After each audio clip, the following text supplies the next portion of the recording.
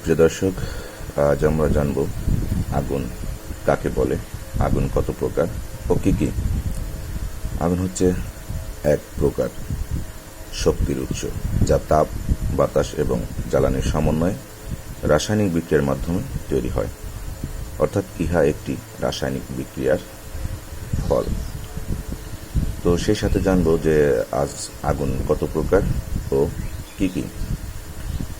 আগুন যথা 5 প্রকার, যেমন সলিড সাধারণ আগুন, লিকুইড অর্থাৎ তরল আগুন, গ্যাসিয়াস অর্থাৎ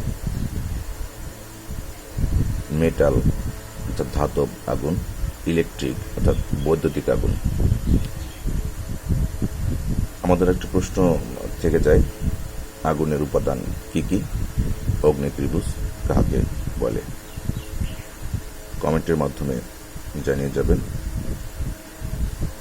এবং আমাদের ভিডিওটি যদি ভালো লেগে থাকে অবশ্যই চ্যানেলটি সাবস্ক্রাইব করে বেল বাটন অন করে দিবেন। ধন্যবাদ।